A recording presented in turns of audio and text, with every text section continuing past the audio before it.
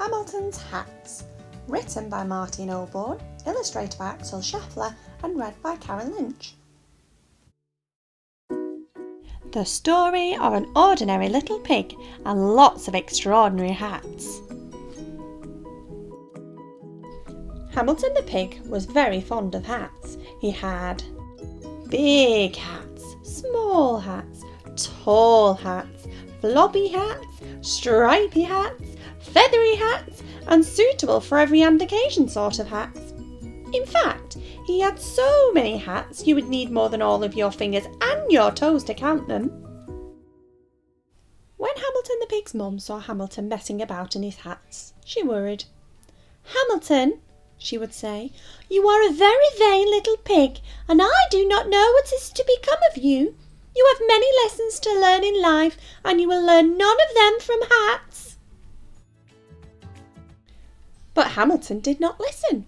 He was too busy tipping and cocking, raising and straightening, and doing all the other things you could do with hats. One day, Hamilton the pig was out and about and he bumped into a giraffe. Hamilton was wearing a tall, teetering high as a chimney sort of hat. "My hat makes me almost as tall as you," he said to the giraffe. The giraffe snorted and with one fell swoop snatched up the hat and flipped it onto her head. "Indeed, a very fine hat," she said, ignoring the hot-cross piglet below. "I should like to keep it for myself. But if you really are determined to get your hat back, you must climb up my long, long neck to get it." Hamilton looked up at the giraffe's long, long legs and her long, long neck. It is not easy for little pigs to climb, but Hamilton did want his hat back, and so he decided to do it. It was horrid. The giraffe kept wriggling her neck because she said Hamilton was so tickly.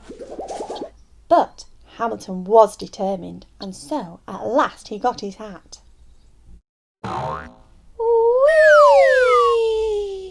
he cried as he slid down the back of the giraffe's neck and bumped onto the ground. "I am a very determined pig, and I have my hat." The next day, Hamilton the pig was out and about when he came across a crocodile. Hamilton was wearing a fierce, pointy, snap-your-tail-off sort of hat. "My hat makes me almost as fierce as you," he said to the crocodile. The crocodile yawned, and with a quick slurpity-slurp, snappled the hat deep down inside of his mouth. Indeed, a very gobblesome hat. I should like to eat it for my dinner," drooled the crocodile, ignoring the raging pink piglet. "But if you really are brave enough to get your hat back, you must come inside my hungry, hungry jaws to get it." Hamilton looked at the crocodile's hungry, hungry jaws and his hungry, hungry smile. It is not easy for little pigs to jump inside of a crocodile's mouth, but Hamilton did want his hat back, and so he decided to do it. It was terrifying. The crocodile kept licking his lips because he said Hamilton was so tasty. But Hamilton was brave, and so at last he got his hat. "Hurrah!" he shouted as he leapt off the crocodile's tongue and ran off as fast as he could. "I am a very determined and brave pig, and I have my hat." The next day, Hamilton the pig was out and about when he met a band of monkeys. Hamilton was wearing a round, bouncy let's-play catch sort of hat. "My hat makes me almost as playful as you," he said to the band of monkeys. The monkeys laughed, and with a quick flick of the tail, one monkey swiped the hat and threw it to his friend. "Indeed, a very fun hat.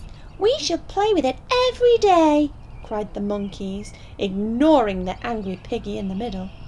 "But if you are patient, you can have it back when we're finished." Hamilton watched the monkeys throw his hat high, high into the air. It is not easy for little pigs to be patient, but Hamilton did want his hat back, and so he decided to do it. Poor Hamilton, it was boring. The monkeys played for hours because they said it was so much fun teasing Hamilton. But Hamilton was patient, and so in the end he got his hat. At last, he sighed as he said goodbye to the monkeys and plodded off. I am a very determined, brave and patient pig, and I have my hat. The next day it was cold. Hamilton the pig was out and about as usual when he spied a tiny mouse. Hamilton was wearing a soft, teeny, let's cuddle up sort of hat. My hat makes me almost as small as you, he said to the mouse.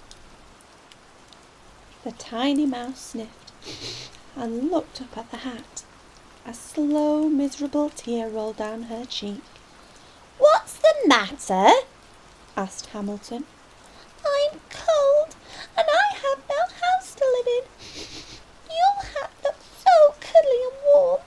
It would be just the thing to curl up inside on a cold winter's night. You want to sleep in my hat? Squealed Hamilton, horrified. Oh no, said the tiny mouse. I could not possibly ask you to be so kind as to give me your hat. Hamilton looked at the mouse as she limped unhappily away. It is not easy for little pigs to be generous, and Hamilton did not want to give his hat away, but he decided to do it. It was nice. The mouse kept shaking his hand and saying thank you because she said Hamilton was so kind. Ah, said Hamilton, I am a very determined, brave, patient and kind pig, but I have no hat. So, happy, hungry and hatless, Hamilton the pig arrived home, and he set to work on a new and very special hat.